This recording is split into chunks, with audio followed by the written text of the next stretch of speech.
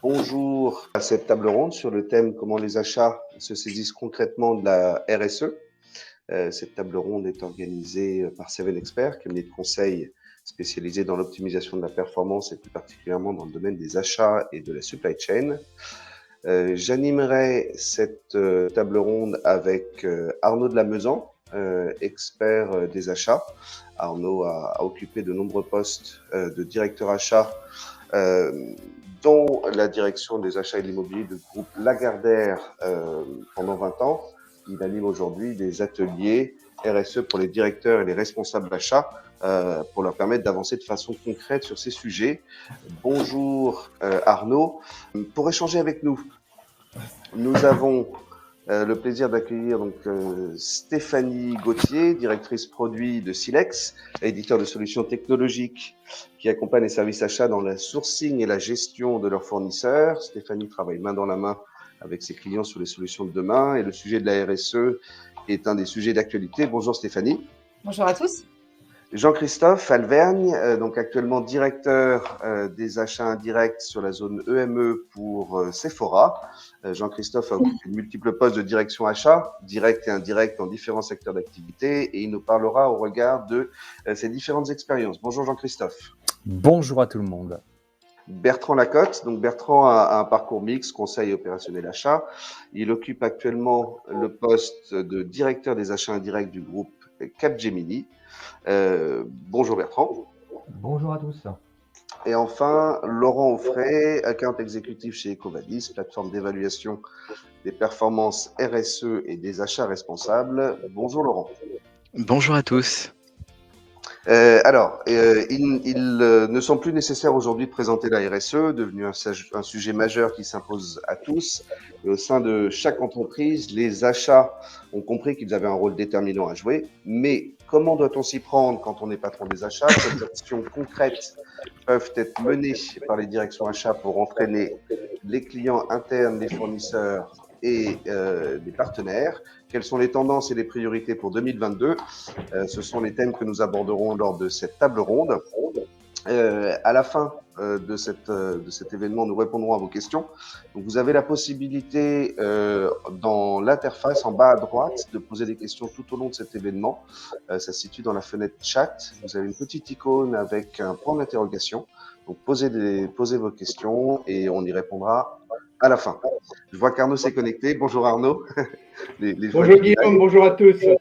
Et donc, je te laisse la parole pour démarrer ces échanges. Oui, bonjour à tout le monde. Alors, achat et RSE, comment est-ce qu'on s'y prend? Que doit faire un patron des achats pour lancer sa démarche? Avec Guillaume, nous avions au préalable, nous avons posé la question à nos témoins et ils nous ont répondu qu'ils voyaient la chose en 6 étapes. Alors, la première étape, si je me souviens bien, je crois que ça consiste à réaliser un état des lieux. Alors, Bertrand, par exemple, en quoi consiste un état des lieux initial et de quoi on parle? Alors, pour vous donner quelques éléments, il faut effectivement commencer par savoir où on est, où on se trouve, d'où on part. Et je pense que la réponse va être très variable en fonction des entreprises, en fonction de la taille des entreprises, en fonction de l'existence d'un département RSE ou pas en tant que tel. Et donc, il va falloir se poser la question, qu'est-ce que je fais déjà aujourd'hui? Qu'est-ce qui existe? Qu'est-ce qui est visible? Quel est l'état de maturité de mon entreprise, de ma société par rapport à ces thématiques RSE? Qu'est-ce que je fais sur la dimension environnementale? Qu'est-ce que je fais sur la dimension sociétale?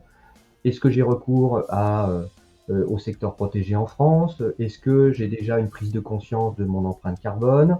Est-ce que la direction générale, le comité de direction est familier? Est-ce que c'est un sujet qui est déjà traité au plus haut niveau? Où est-ce qu'on en est? Ça va permettre un petit peu de définir les éléments de positionnement et d'évaluer l'appétence de l'entreprise dans laquelle je travaille pour ce sujet. Parce qu'on va le voir après, il faut un terreau, il faut des éléments pour commencer cette démarche. Merci. Merci. Jean-Christophe, est-ce que vous ajouteriez quelque chose à cet état des lieux? Alors effectivement, c'est important de diagnostiquer et de mesurer la maturité de l'entreprise. Et je pense qu'il est aussi important, c'est de rencontrer bien sûr les parties prenantes, voir quel est l'état de l'art dans les différents domaines de l'entreprise. Et cette rencontre, je dirais classique pour les 100 jours d'un directeur achat, elle est peut-être un peu plus délicate sur les sujets RSE, parce qu'en fait, on peut s'apercevoir qu'il y a beaucoup d'initiatives et que ces initiatives, elles sont multiples, elles sont très diffuses. Et donc, il faut les connaître, et il faut les appréhender. Donc, c'est la rencontre des parties prenantes est assez stratégique, évidemment, dans les 100 premiers jours. Et Stéphanie, vous ajouteriez quelque chose? Oui, alors je C'est pense l'état des lieux. qu'effectivement, dans l'état des lieux, alors on a beaucoup parlé de tout ce qui concernait l'entreprise dans son ensemble. Si on zoome peut-être un peu plus sur la partie achat, achat responsable, qui est une énorme partie de la RSE, et les directeurs achats ont un rôle énorme à jouer.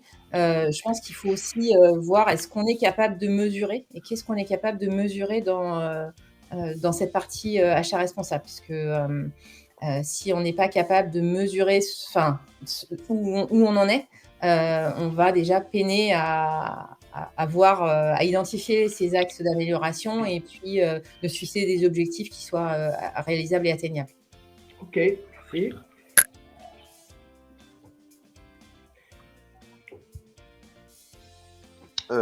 Alors oui, pardon, excusez-moi. Donc, une fois que cet état des lieux est fait, on va aller chercher des alliés, des partenaires au sein de l'entreprise. Laurent, idéalement, qui doit-on embarquer dans cette démarche?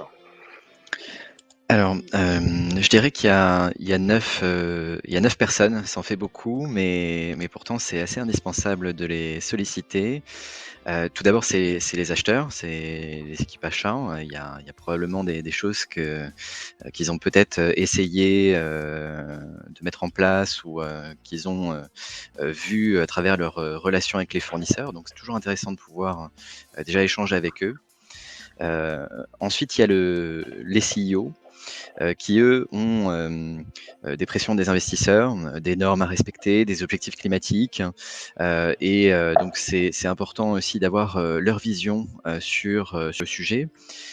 Ensuite, bien sûr, donc là, bon, si on est acheteur et qu'on s'intéresse au sujet, donc avec le directeur achat, la directrice achat, de voir donc comment mettre ça en place, parce qu'il y a 63% des directions achats qui veulent contribuer aux objectifs de développement durable de l'entreprise. Donc maintenant, il faut les aider. Il faut participer à ça. Ensuite, il y a les directions financières, puisque les directions financières intègrent de plus en plus la performance extra-financière, qui devient quasiment aussi importante que la performance financière au final de l'entreprise. Donc là-dessus, je peux vous donner un petit exemple, mais c'est bien sûr les présentations de résultats qui sont faites aux investisseurs. Il y en a de plus en plus, déjà, qui intègrent ces données de performance extra-financière. Et c'est aussi les accords préférentiels aussi sur l'obtention de prêts. Et donc là-dessus, ça permet aussi d'avoir des éléments supplémentaires à donner à ces directions, donc, et notamment financières. Ensuite, il y a la direction marketing et communication. Donc là, très important parce que on veut communiquer de manière authentique et éviter toute la dimension de greenwashing. Donc là-dessus, on a, un exemple type, c'est celui de Volkswagen, donc ils avaient dû payer au final 25 milliards d'euros d'amende par rapport à la communication qui était concernant une fraude aux émissions diesel, entre autres, perte de confiance aussi des consommateurs. Donc voilà, il faut faire attention à tout ça. On essaye de communiquer de manière plus responsable. Ensuite, les directions RH, parce que de plus en plus de jeunes veulent travailler pour des entreprises responsables. C'est un chiffre, c'est 70% des millénials qui resteraient dans une entreprise si elle a un plan RSE solide. Donc c'est assez marquant. Et ensuite, il y a trois autres directions. C'est la RSE, bien sûr, qui va diffuser et veiller à ce que la stratégie et les objectifs soient cohérents dans l'entreprise. La direction qualité pour tout ce qui est également les questions via les audits sur site ou les questions qualité aussi avec les fournisseurs. Peut-être que c'est déjà mis en place et donc travailler avec eux aussi sur certains sujets. Et au final, c'est la direction juridique qui elle, est touchée par tout ce qui va être les conformités avec Sapin 2 et le devoir de vigilance. Et donc là-dessus, c'est aussi des sujets qui sont importants, puisque relation avec le fournisseur, il faut regarder notamment en termes de fournisseur de rang 1, ce qui est mis en place sur les sujets de corruption. Et donc ça va être les directions achats qui vont prendre ça à gérer. Ok. Bon, alors maintenant, on a réalisé un état des lieux, on a trouvé des alliés. Alors maintenant, il va falloir informer, il va falloir sensibiliser l'entreprise à ce que nous allons faire. Et Stéphanie, qu'est-ce qu'on peut mettre derrière ces actions de sensibilisation? On n'entend pas. Stéphanie, vous avez coupé le son. Ouais. Oui, pardon. Avant toute chose, je pense qu'il faut un peu démystifier la RSE. C'est une grosse boîte noire derrière laquelle on met beaucoup de choses. Hein. Comme Laurent le disait, effectivement, il y a beaucoup d'acteurs qui sont impliqués. Ça englobe beaucoup de choses. Je pense qu'il faut revenir à des choses assez simples pour pas faire peur aux gens, pour leur faire comprendre de quoi on parle vraiment. Et puis, leur parler d'actions concrètes. Qu'est-ce que ça veut dire au quotidien? Qu'est-ce que je peux, moi, à mon échelle, mettre en place? Et si on parle des achats, je pense qu'il faut se donner encore une fois des objectifs atteignables, qui soient concrets et y aller pas à pas.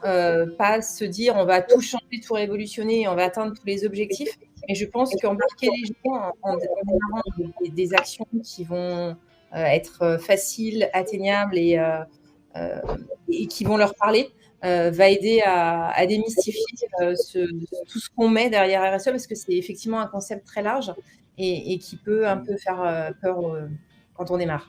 Faire peur. Donc on démystifie, ok. Laurent, qu'est-ce que vous leur dites en interne dans l'entreprise pour éviter de leur faire peur?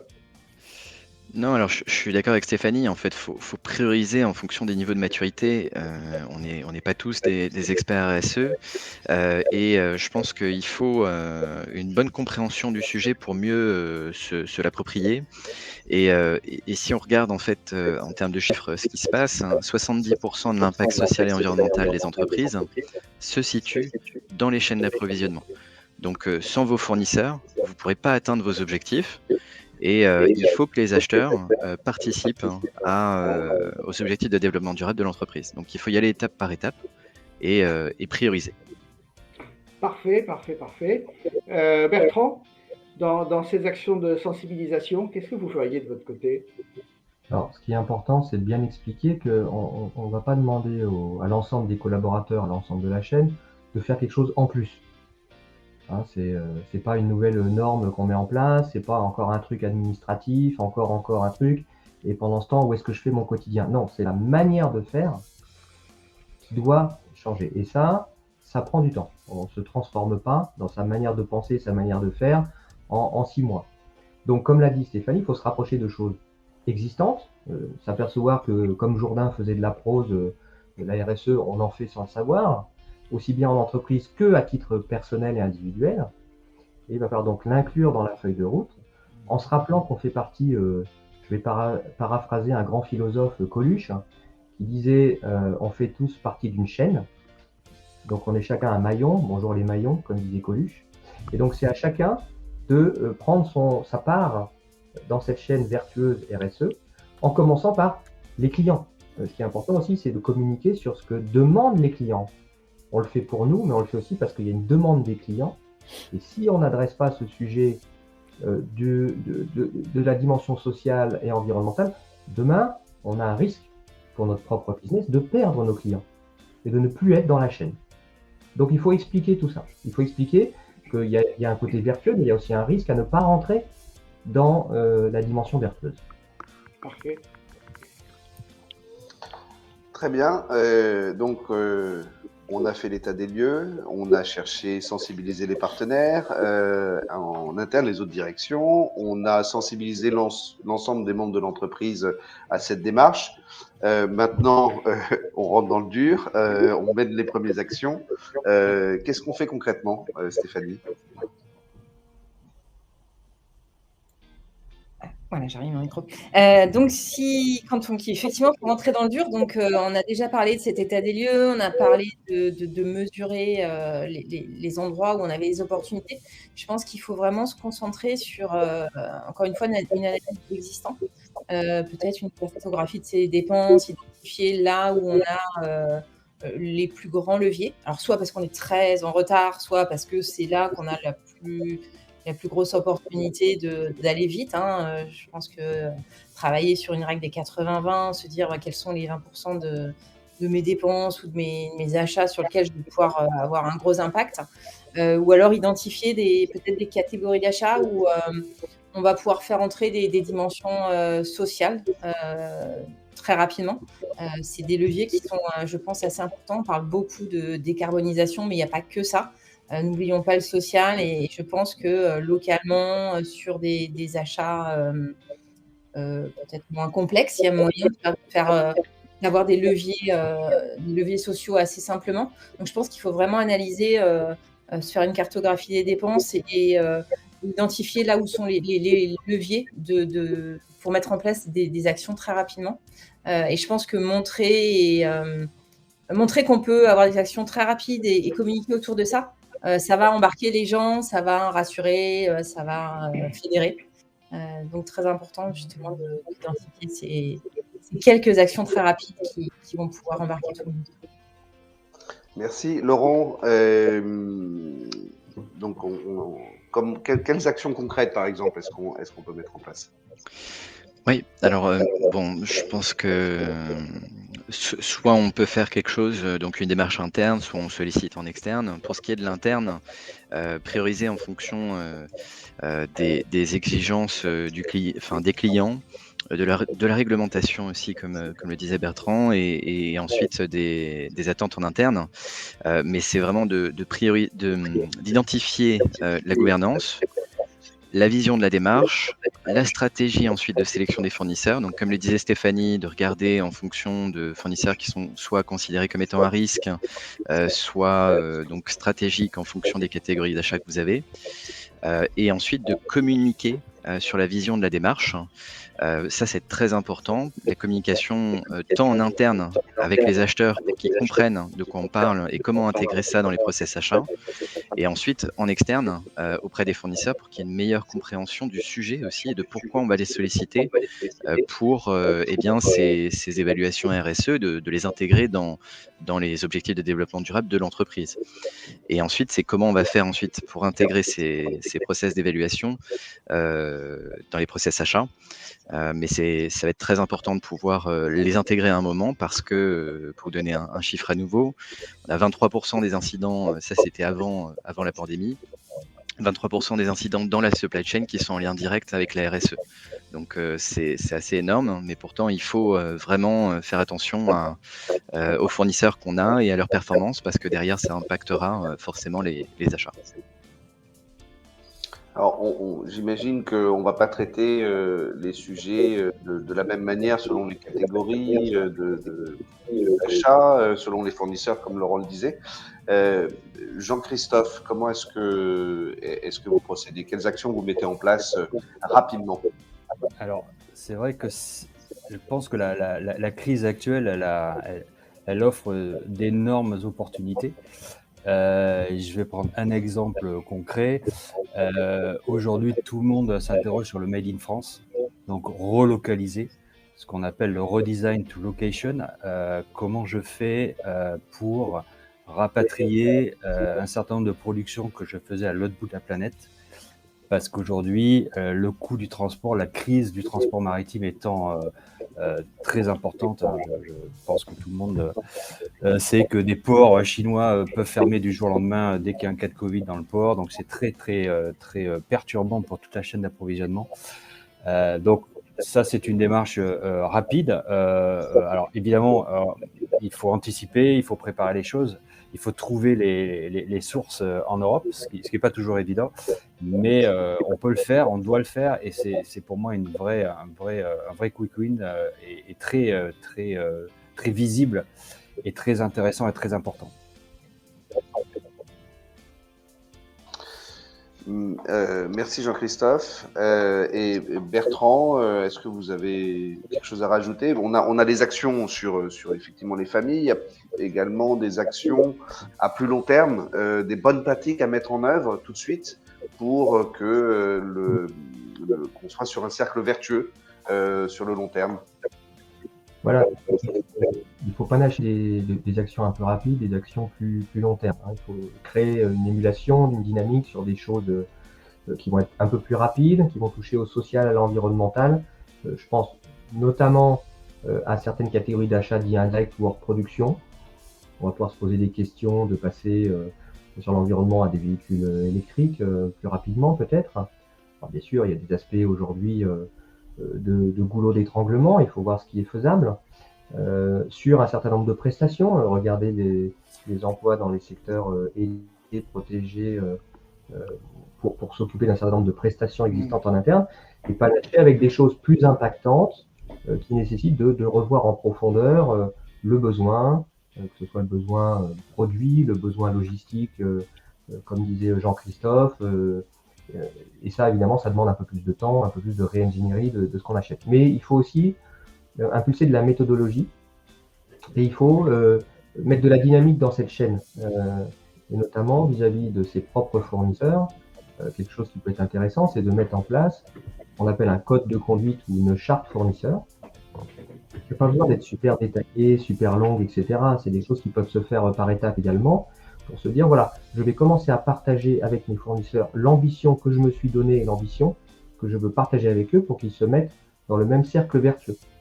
Donc, je vais me rapprocher d'eux en leur demandant d'adhérer à un certain nombre de principes de fonctionnement sur la dimension RSE, au même titre qu'aujourd'hui, on demande de s'engager sur des dimensions éthiques, comportementales, liées aux lois Sapin 2, etc. C'est l'occasion de faire un package, si on veut, et notamment de tester auprès de ces fournisseurs quelle est leur réaction. Vous leur posez la question, en fonction de la réponse, vous verrez, et vous découvrirez que vous avez des alliés, vous avez des fournisseurs sur lesquels vous allez pouvoir vous appuyer. Et ça, c'est intéressant parce qu'on peut assez facilement mesurer le nombre de fournisseurs qui ont adhéré au code de conduite fournisseur, donc au code business, au code d'éthique, au code RSE de la propre entreprise. Et ça va être long parce qu'au départ, j'ai certains fournisseurs qui vont signer, qui vont être d'accord, j'en ai d'autres qui vont même pas comprendre la question, qui vont pas avoir à la traiter. Donc ça va se faire avec un côté éducatif aussi bien vis-à-vis des employés que vers les fournisseurs.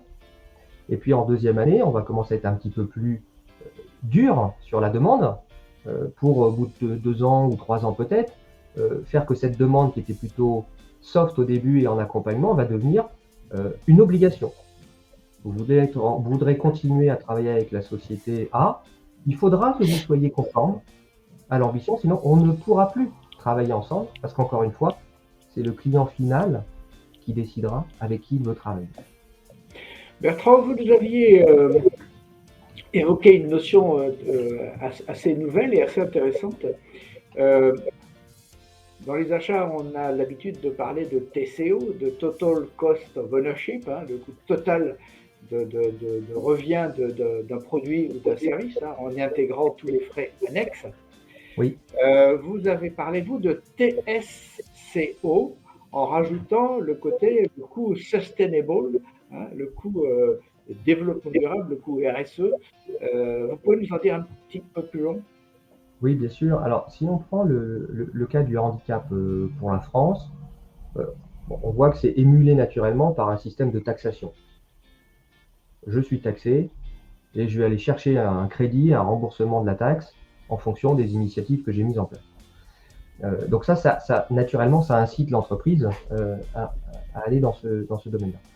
Sur la dimension environnementale, sustainable, de la même manière, un jour, on va devoir payer notre empreinte carbone. Elle va finir par être taxée. Pour moi, ça va être comme la TVA, ça va être la même chose. Il y aura une taxe sur la valeur ajoutée, il y aura une taxe sur sur le carbone que vous aurez émis net à un moment donné. Donc il peut être intéressant de ne plus juste regarder le coût total de possession, comme on dit, hein, d'un équipement, d'un produit, je l'achète, il va durer 3 ans, donc je vais prendre son coût d'acquisition, son coût de maintenance, le coût des consommables, etc., et je vais faire le calcul sur 3 ans. Si on veut ajouter la dimension sociale et environnementale, je vais rajouter ce que me coûte cette empreinte carbone qui va être générée par cet équipement, par exemple, ou ce que j'ai acheté. Alors, je vais prendre l'exemple d'une voiture, hein, une voiture avec un moteur thermique, et je rentre pas dans le calcul de la chaîne complète de production de la voiture, hein. Je reste sur la consommation de carburant. Si je passe à un véhicule électrique, il va être intéressant de voir tout de suite l'impact de l'émission de CO2 et une transformation dans un coût, in fine, de ce carbone, soit pour le compenser dans un premier temps, soit demain, en étant taxé dessus. Et donc, je vais m'apercevoir que mon coût total de possession augmenté de l'impact environnemental va m'amener à avoir d'autres raisonnements d'achat pour, encore une fois, optimiser l'ensemble et se dire qu'il vaut peut-être mieux investir un petit peu plus au début pour s'assurer que sur la durée de vie complète, l'empreinte de mon investissement, de mon achat, est réduite et est meilleure. Alors bien sûr, investir plus en amont, ça demande aussi de la trésorerie, tout le monde ne peut pas le faire, mais je pense que c'est intéressant de se poser la question en élargissant ce coût complet à l'impact environnemental. D'autant si je rajoute, quand j'avais échangé avec vous, vous disiez, bon, demain, on paiera très certainement pour les émissions de CO2, mais vous disiez que déjà pas mal d'entreprises rachetaient leurs émissions de CO2 sous forme de compensation. Et donc, ça veut dire que c'est déjà payant pour eux. Alors, si vous prenez un exemple un petit peu extrême, Google a annoncé qu'ils avaient racheté leur empreinte carbone depuis le premier jour de leur création. Donc, ils ont racheté les émissions, ils ont compensé depuis le premier jour. Mais aujourd'hui, la compensation carbone, ça a un coût.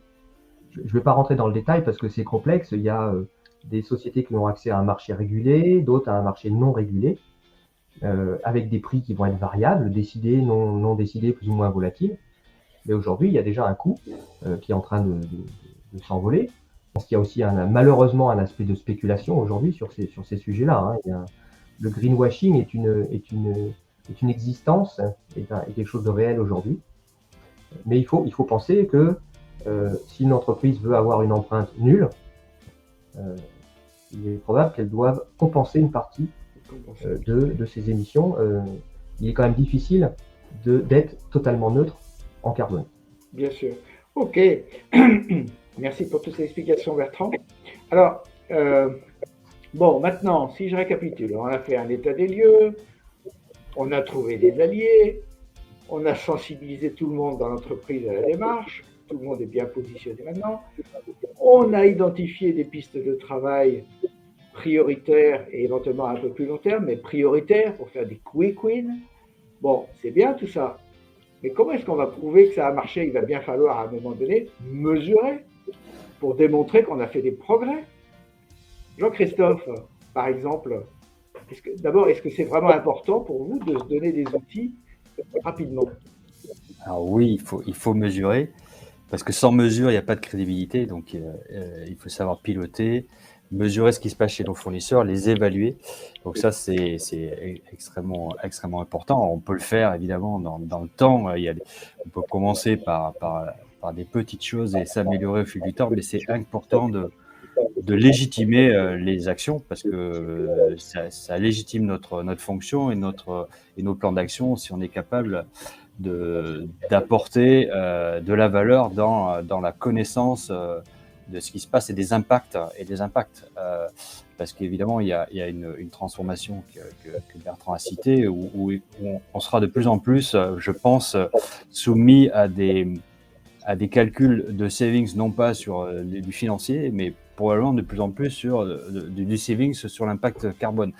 Et c'est vrai que ça va changer un peu le paradigme et ça va changer un peu la façon et l'approche qu'on va avoir, nous, direction achat, à la fois de mesurer du savings financier, mais aussi alors ça va dépendre évidemment ce qui va se passer dans les stratégies d'entreprise et l'évolution, mais à terme, je pense qu'on devra être capable aussi de mesurer ce qu'on est capable de faire économiser dans nos actions sur l'empreinte carbone de nos entreprises et dans nos chaînes d'approvisionnement fournisseurs.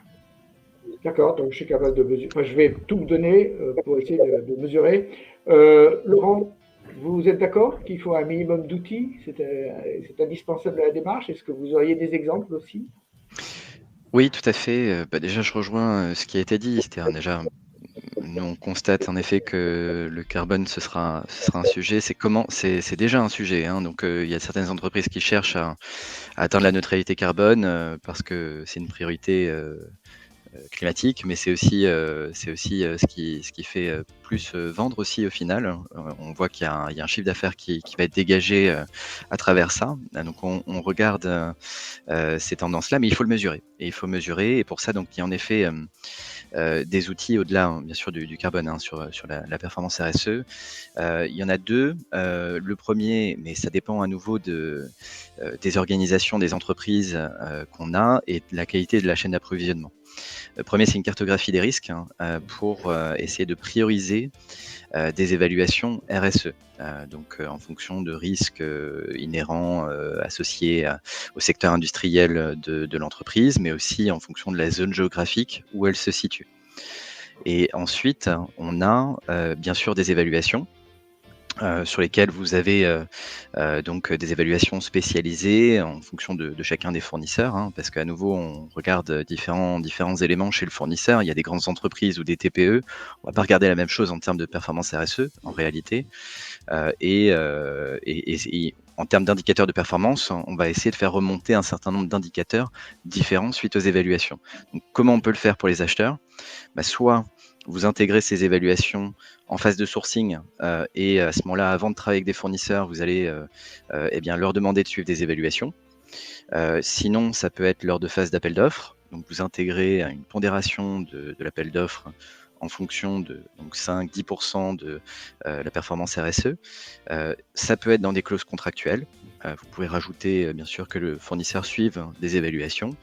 Mais en tout cas, c'est ce qui va vous permettre aux achats de faire remonter un niveau de performance RSE et ensuite de travailler sur cette performance. Donc, on aura cet état des lieux de la performance dans les fournisseurs qu'on a sélectionnés et de travailler ensuite sur des améliorations et aller vers vos objectifs, la vision de la démarche. Très bien, très bien, très bien. Est-ce que par exemple, Jean-Christophe, il me semble que quand on avait échangé précédemment, vous nous aviez dit, moi je vois deux types d'outils. Je vois des outils qui nous sont propres, des outils logiciels par exemple, et puis des outils externes. Je fais appel aussi à des services extérieurs pour m'aider à mesurer. Vous pouvez nous en dire un peu plus long? Alors, oui, ce que j'ai dit tout à l'heure, c'est on peut commencer par évidemment classiquement une gestion par fichier Excel, mais on peut noter que de plus en plus de solutions externes existent et la gestion de la data, c'est pas un scoop, hein, devient de plus en plus stratégique pour toute entreprise. Donc cet écosystème aujourd'hui fait que on a de plus en plus de propositions. Des éditeurs, que ce soit des startups, je pourrais citer l'exemple de la maîtrise de la consommation énergétique. Aujourd'hui, c'est un marché qui est très fourni par diverses propositions et diverses solutions pour mieux connaître ses consommations énergétiques, pouvoir les piloter et pas uniquement en France d'ailleurs, puisque ces solutions elles permettent aussi de couvrir des marchés internationaux, ce qui pour nous est extrêmement important. Donc oui, il y a des solutions et ces différentes plateformes nous amènent bien sûr, comme je l'ai dit, une visibilité, une légitimité et une aide dans la conduite de nos plans d'action. D'accord.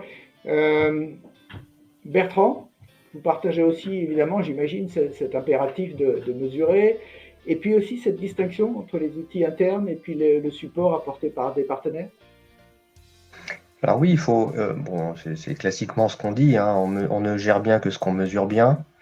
Mais par contre, il vaut mieux commencer à mesurer quelque chose, même de manière très imparfaite, pour initier et lancer la démarche.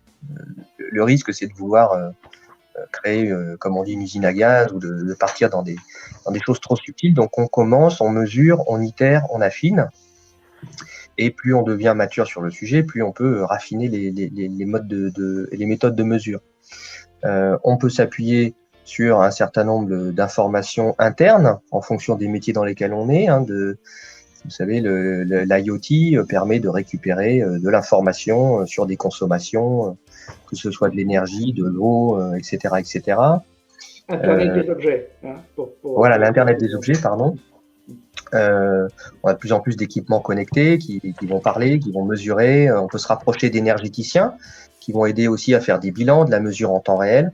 C'est d'ailleurs, petite parenthèse, très intéressant parce que la mesure fine de la consommation d'énergie permet de détecter en fait des fuites, des problèmes, des équipements à problème et apporte naturellement des pistes intéressantes. Maintenant, ça dépend de l'environnement. Il y a forcément un investissement potentiel. Et puis, parce qu'on parle, et là je reviens bien sûr sur les fournisseurs, on parle des fournisseurs, il ne faut pas hésiter à s'appuyer sur des sources de plus en plus fiables qui font des bilans, qui apportent des bilans environnementaux, RSE, des partenaires avec qui on travaille.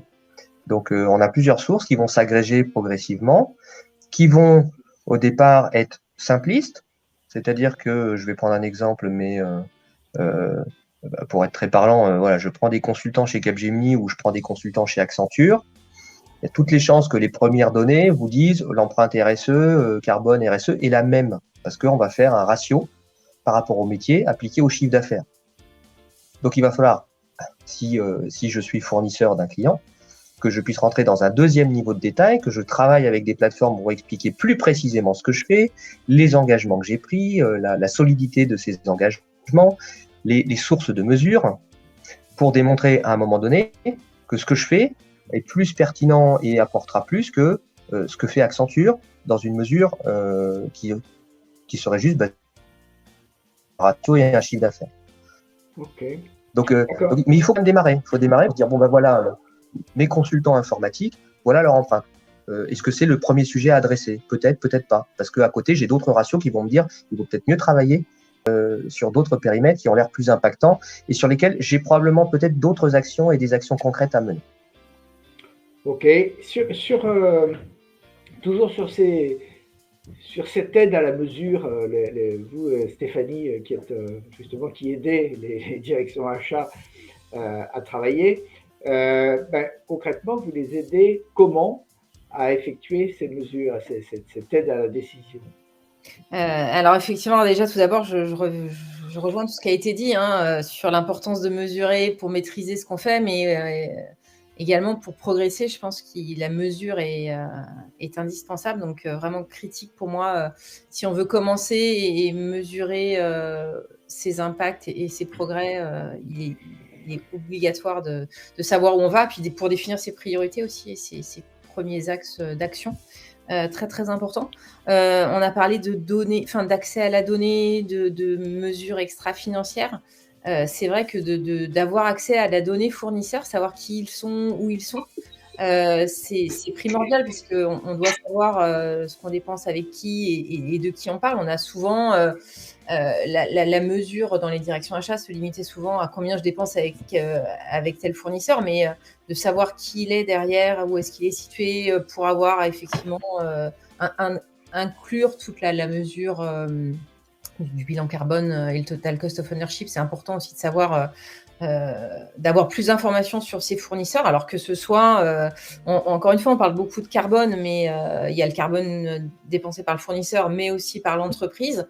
Et puis, il y a d'autres dimensions, ne les oublions pas, parce qu'elles sont tout aussi importantes quand on parle de RSE. Donc, est-ce que je vais choisir de faire travailler une PME plus proche de chez moi, ou est-ce que je vais faire travailler un grand groupe un peu à l'autre bout de la Terre? C'est des choix qui sont importants.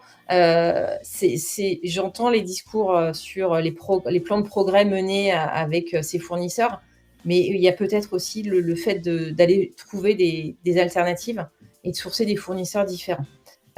Puisque progresser, et on peut faire les deux en parallèle, les deux ne sont pas antinomiques et ne sont pas incompatibles. On peut On peut se dire, mais je continue à travailler avec mes fournisseurs historiques et je continue à travailler avec eux pour progresser avec eux, les accompagner dans cette mise en place de plans de progrès. Mais on peut aussi se dire, et Jean-Christophe parlait de relocalisation, je peux trouver aussi peut-être des fournisseurs alternatifs qui vont faire différemment sur toute ou partie de mon activité. Je pense que d'avoir les informations quand on va sourcer des fournisseurs alternatifs dès le début et de faire des choix qui vont pas être sur le acheter moins cher, mais acheter mieux, vont pouvoir être des critères, des dimensions qui doivent être prises en compte.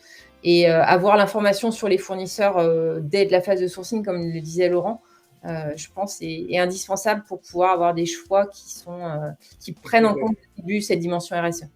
Ok, merci Stéphanie. Donc vous les aidez dès l'amont en leur donnant des mesures sur les fournisseurs potentiels. Laurent, c'est la même chose chez vous? Oui, tout à fait. Non, de toute façon, je rejoins à nouveau ce qu'a dit Stéphanie, c'est-à-dire que pour s'améliorer, il faut savoir de où on part, donc il faut mesurer tout ça, quoi qu'il arrive. Et c'est vrai que la mise en place de ces démarches-là, ça permettra de faire remonter de meilleurs indicateurs aux directions achats et de prendre les meilleures décisions ensuite pour prioriser des démarches qui auront le plus d'impact possible. Et ce qui a été dit aussi avant est très juste, c'est-à-dire que mesurer ce qui se passe dans la chaîne d'approvisionnement, ça permettra aussi d'identifier des fournisseurs qui sont déjà un peu plus matures sur ces sujets-là et de co-innover avec ces fournisseurs-là sur de nouvelles solutions qui sont peut-être plus durables et qui permettront à nouveau de réduire peut-être les coûts, que ce soit en termes de carbone, d'émissions de carbone, sur des fournisseurs qui sont déjà matures et qui traitent ces sujets-là. Ça permettra en fait différents retours sur investissement. Ça peut être à travers, bien sûr, l'attractivité en termes de recrutement pour ces directions achats. Ça va attirer vraiment, je dirais, on avait mesuré, on avait fait une étude en 2020 et un baromètre achat en 2021 qui a montré les mêmes retours sur investissement suite aux démarches qui regroupent en fait ces idées-là.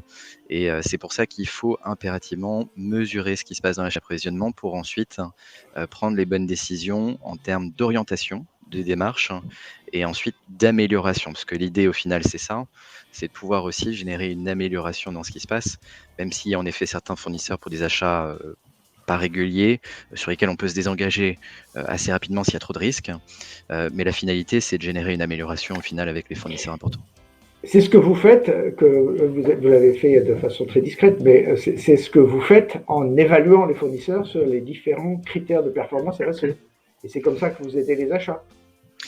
Absolument, c'est-à-dire que l'idée, c'est d'apporter une visibilité sur ce qui se passe. On sait que la mise en place des évaluations, c'est quelque chose qui peut être assez fastidieux. Alors, je rejoins ce que disait Bertrand à la base, c'est-à-dire que l'idée, c'est d'y aller étape par étape. On n'est pas obligé d'engager l'ensemble de sa chaîne d'approvisionnement dans ces évaluations-là. Il faut prioriser, mais c'est d'évaluer les fournisseurs, la performance de ces fournisseurs-là, et ensuite d'engager une amélioration une fois qu'on a cette visibilité. Voilà. Okay. L'idée est là. Merci Laurent. On passe au... Oui, effectivement. Donc tout ça, faut le mettre en place dans un plan d'action. J'imagine, enfin on l'a dit, vous l'avez redit, c'est une démarche. La mise en place d'un plan d'action RSE n'est pas un long fleuve tranquille. C'est une démarche sur la durée, sur le long terme. Il faut bâtir un plan d'action pour le communiquer à sa ligne hiérarchique ou à la DG. Comment est-ce qu'on procède? Que contient ce plan d'action et ses principales caractéristiques, Stéphanie? Alors moi, je partirais sur les grands basiques de principes d'amélioration continue parce que l'amélioration RSE, c'est l'amélioration qualité. Les grands principes d'amélioration qualité, et c'est des étapes dont on a déjà parlé. Donc définir ce qu'on veut faire, mesurer d'où on part et se donner des objectifs smart, mesurables, atteignables et dans le temps. Agir, donc prendre des actions concrètes, améliorer ses performances et mesurer ses progrès et communiquer. Je pense que c'est ce qui est souvent oublié ou ce qui n'est peut-être pas bien fait. On a tendance à dire voilà, on va lancer un grand plan RSE, on va voilà, des belles intentions de départ, mais je pense qu'il est très important de communiquer sur ce qu'on a fait, comment on l'a fait et quels sont les résultats qu'on a mesurés et qu'on a été capable d'atteindre grâce à toutes ces actions, ce qui va continuer justement à montrer que c'est faisable et puis à dire que c'était pas des belles paroles, des belles intentions au départ, mais se dire voilà, on a réellement réalisé des choses et même si c'est des petites choses au départ, c'est important de dire qu'on s'y tient et qu'on agit vraiment sur les objectifs qu'on s'est fixés au départ. Merci. Laurent, quelque chose à rajouter? Oui, alors déjà, d'accord avec Stéphanie. Ce que je peux rajouter, parce qu'on ne sait pas, je dirais la qualité des participants. Il y a différentes directions générales en fait auxquelles on va être confronté. Il y a ceux qui sont favorables, donc tant mieux. Il y a ceux qui sont défavorables. Pour l'instant, ou en tout cas qui décident de ne pas engager ces démarches-là. Pour ceux qui sont défavorables, je dirais qu'il faut vraiment, en termes de direction achat, essayer de trouver d'autres collaborateurs qui peuvent être intéressés par le sujet pour faire gagner en maturité la direction générale. Ensuite, il faut peut-être aussi essayer de les inviter à des événements pour comprendre ce qu'en pensent d'autres directions générales sur le sujet des achats responsables. Au final, on va se rendre compte très rapidement qu'il y a beaucoup de directions générales qui décident d'engager ces actions-là parce que ça fait beaucoup de sens pour eux. Et ensuite, il faut penser bien sûr retour sur investissement et la mise en place de ces démarches-là à tout niveau. Au final, on y retrouve son intérêt et donc c'est important de faire remonter ces informations-là à des directions générales qui aujourd'hui ne mettent pas encore en place ces démarches. Ensuite, si c'est plus favorable, à ce moment-là, en effet, je rejoins ce que disait Stéphanie, c'est-à-dire déjà définir la gouvernance, la communication aussi à apporter en interne, mais aussi en externe aux fournisseurs, aux parties prenantes, et ensuite travailler sur les indicateurs et avoir ce cap, tout simplement. Merci. Bertrand, est-ce que vous avez quelque chose à rajouter? Oui, alors, comme on disait, ça prend du temps. Donc, il faut cadencer et il faut être capable d'apporter un certain nombre de bonnes nouvelles et de choses visibles au fur et à mesure. En particulier quand ça vient d'une direction des achats, les directions des achats, on attend toujours de direction des achats quelque chose de tangible. En général, le sacro-saint économie sur le prix de marché, tout ce que vous voulez. Et donc, on veut de la monnaie sonnante et trébuchante. Là, c'est un petit peu plus difficile parce qu'on va pas forcément avoir exactement ces mêmes éléments tangibles. En tout cas, pas immédiatement. Donc, il faut s'assurer que ça prend du temps. Bien sûr, se raccrocher à un plan d'action plus général. Hein. S'il y a quelque chose de plus général au niveau de l'entreprise, on doit s'insérer dans la démarche. Mais c'est peut-être évident, mais je le rappelle quand même. Et des éléments tangibles, ça va être par exemple de mesurer des éléments de mise en œuvre, d'une manière générale, de communication, comme par exemple le taux d'appropriation de la RSE, de ce qu'on est en train de faire vis-à-vis des employés. Combien j'ai formé d'employés, à quoi, est-ce qu'ils sont formés, est-ce qu'il y a des actions qui commencent à être mises en cours. Donc vraiment, c'est le taux d'appropriation. Également vis-à-vis des fournisseurs, comme je disais, combien de fournisseurs ont accepté notre code, notre charte fournisseur sur la dimension RSE. Combien de fournisseurs ont été identifiés comme étant déjà bien avancés sur le sujet et avec qui on va pouvoir développer des partenariats, comme disait Laurent. Et on va s'appuyer d'ailleurs sur ces fournisseurs. Mais voilà, il y a des choses qui peuvent être du domaine du processus. Alors on a tendance à dire quand on n'a pas de résultat encore à partager, on partage l'avancement du processus.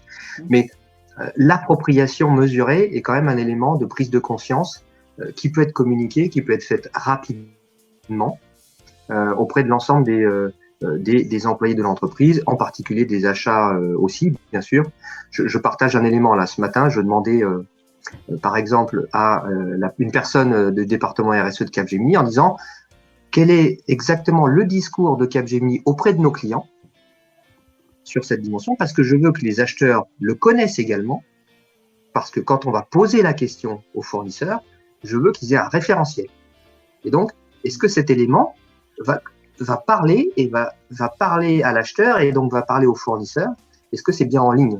Donc tout ça, c'est à travers le fait de pouvoir mesurer et dire que le plan de la publicité est connu par mes acheteurs par d'autres départements de l'entreprise.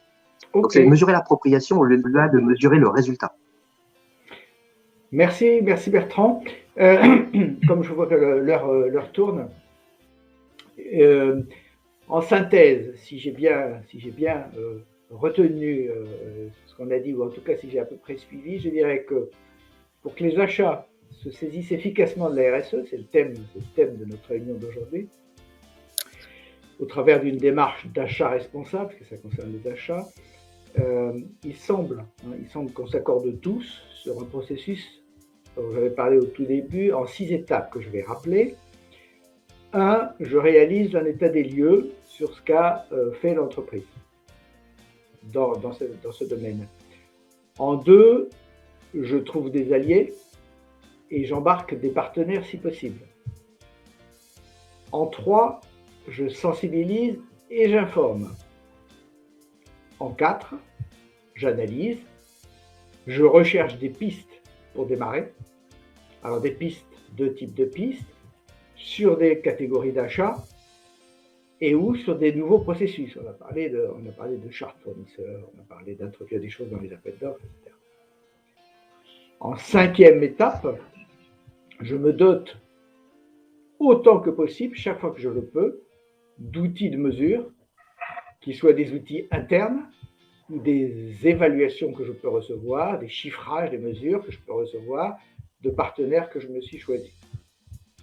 Et enfin, je bâtis un plan d'action, surtout qu'il soit réalisable pour crédibiliser évidemment la démarche, et en particulier au regard des moyens dont je dispose qui sont parfois limités. Est-ce que on est d'accord avec ça? Enfin, si on est en ligne avec ça, je vous propose, pour finir, de nous donner rapidement votre éclairage sur les tendances du moment et éventuellement pour ceux qui sont directeurs achats, éventuellement vos priorités. Stéphanie, en un mot, qu'est-ce que vous voyez comme tendance 2022 sur les achats responsables? Alors, et ça va rejoindre une question que j'ai vue passer dans le chat. Effectivement, on parle beaucoup de décarbonation aujourd'hui. Très vaste sujet qui pose beaucoup de questions parce que les gens ne savent pas comment. Enfin, voilà, la question c'est comment on mesure, de quoi on parle, voilà. Et effectivement, ça cache beaucoup de choses. Ça cache et il ne faudrait pas oublier le social, l'envie, et tout ce qui est la relocalisation, tout ce qui est possible de faire à côté. Donc, c'est pour ça que je pense que d'avoir un plan d'action très bien défini qui prend les trois pans de la RSE, hein, de ne pas oublier l'environnemental, le social, l'économique, avoir vraiment cette dimension totale et se fier des objectifs sur chacun de ces pans. C'est hyper important parce que on l'a cité et je vois que c'est une question qui apparaît aussi ici, la décarbonation risque de cacher ou de déporter l'attention sur les autres sujets, donc il ne faut pas les oublier. Ok, merci Stéphanie. Laurent, pareil, en 2 mots.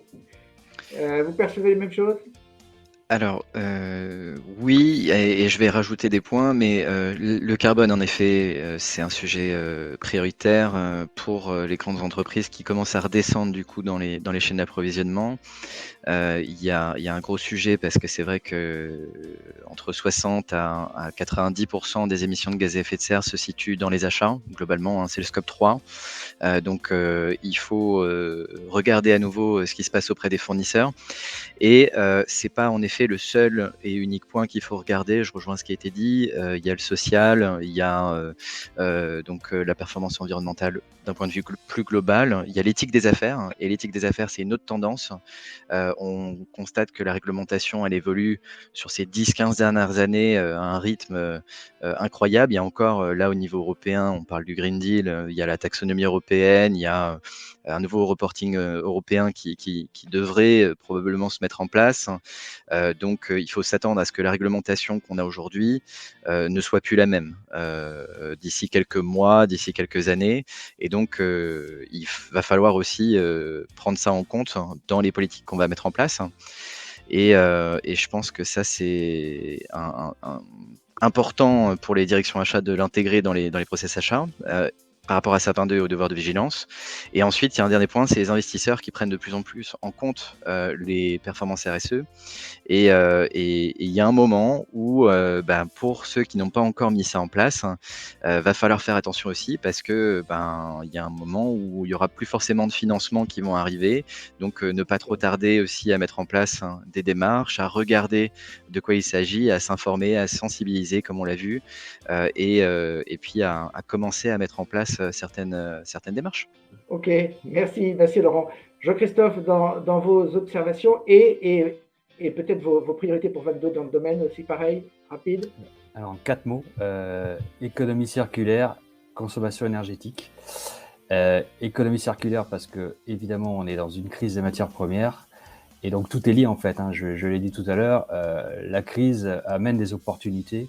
Et l'augmentation des matières premières, aujourd'hui, ça doit nous faire réfléchir ou comment je récupère des produits, des matières, des papiers, des cartons, du plastique. Bref, comment je fais avec tous ces déchets, comment je les remets dans la chaîne de production. Et évidemment, consommation énergétique pour faire vite, clairement aussi, opportunité, augmentation énorme des coûts. Donc, comment je fais pour mieux maîtriser, introduire des réflexions qu'on n'a pas nécessairement sur quand j'achète un matériel. Voilà, c'est du TCO, mais c'est pas nécessairement toujours bien fait. Donc, c'est très important de le faire en amont. Ok, merci pour ces 4 mots, Jean-Christophe. Bertrand, quelque chose à ajouter sur les tendances et priorités? Très, très rapidement, il faut aller dans une logique de proaction plutôt que de réaction. Il ne faut pas attendre que ça tombe dessus. C'est vrai que le carbone et la compensation carbone va avoir une tendance à masquer les autres sujets, donc il faut rester vigilant sur l'ensemble des sujets sociétaux. Et alors malheureusement, je vais terminer par un point sur le carbone, mais il faut aussi être vigilant dans cette logique de compensation et de réduction carbone. Vous pouvez déjà avoir des fournisseurs qui vont vous proposer une réduction ou une correction ou un effacement de votre empreinte carbone par rapport à ce que vous venez de lui acheter à votre fournisseur, modulo un paiement d'un petit quelque chose. Alors peut-être que c'est bien, hein, peut-être que ça peut aider. Après, on est acheteur, donc est-ce que cette compensation carbone, on la paye au juste prix? Est-ce que c'est une réalité derrière? Est-ce que les arbres vont vraiment être plantés? Est-ce qu'ils vont pas être vendus 3-4 fois? Donc là, il y a des vraies questions à se poser. Et puis surtout, attention, vous n'arriverez pas à travailler l'empreinte carbone juste en payant à gauche ou à droite et vous dire voilà, je suis affranchi de mon sujet. Donc il faut traiter le sujet. Ouais. Merci beaucoup Bertrand. On est un petit peu en retard. Il y a peut-être quand même des questions. Alors, il nous reste effectivement encore 2 minutes avant la conclusion. Il y avait une question qui concernait les catégories les plus faciles à adresser. Alors, on en a un petit peu parlé, mais peut-être Jean-Christophe. Ouais, ça dépend vraiment de l'entreprise. La maturité, c'est très difficile. Moi, je dirais, pour moi, c'est le transport, le packaging, mais après, ça va. Les indirects de manière générale, plus que les directs. Je sais pas, moi, je sais pas parler au niveau des directs. Donc, moi, je raisonne sur les indirects aujourd'hui. Oui, c'est le transport, le packaging. Voilà. Et alors, les plus faciles, c'est pas tellement les plus faciles, c'est les plus visibles. Après, bon, je disais quand on préparait cette réunion, oui, les photocopieurs aujourd'hui, c'est facile, mais bon, c'est un vieux sujet, quoi. Voilà, par exemple. Alors, je pense qu'il y a tout ce qui est lié à l'énergie. L'énergie, vous pouvez aujourd'hui avoir des sourcings énergétiques alternatifs verts, totalement verts, si vous le souhaitez. Encore une fois, si vous êtes un aciériste, c'est pas le même sujet. Hein. C'est clair. Là, je parle de l'énergie quand vous êtes... Et vous pouvez segmenter d'ailleurs, vous dire, je vais déjà m'occuper de mon tertiaire. Je vais rendre plus vert mon tertiaire. La production, encore une fois, d'acier, ça nécessite des investissements. Mais je crois qu'on avait évoqué pas mal de sujets. Je crois que Stéphanie avait parlé du social. Il y a beaucoup de tâches, de travaux, pas forcément très spécialisés, qu'on fait faire à l'extérieur et que beaucoup d'entreprises adaptées, des AT ou de A, pourraient assez facilement prendre en charge. C'est quelque chose qui peut aller très très vite. La qualité de leur travail est excellente et donc ça, c'est pas difficile. commencer, si ce n'est pas déjà fait, à retravailler le parc automobile, ça avait été évoqué tout à l'heure, c'est quelque chose qui peut aller assez vite. Avec du bon sens, on arrive assez vite sur des catégories sur lesquelles on peut déjà travailler. On peut travailler à peu près tout de suite et on peut montrer qu'il y a de l'efficacité derrière. Et ça embarque le reste. Parfait, merci Arnaud. Cette table ronde arrive à sa fin. Merci à tous les intervenants pour leur participation, aux personnes qui sont connectées. Je reste à votre disposition, bien sûr, si vous souhaitez échanger sur ces différents sujets. Vous aurez les informations dans le replay pour pouvoir me contacter. Voilà, je vous souhaite une excellente journée à tous et à bientôt. Au revoir. Merci à tous. Merci. Bonne journée. Merci, au revoir. Au revoir. Au revoir.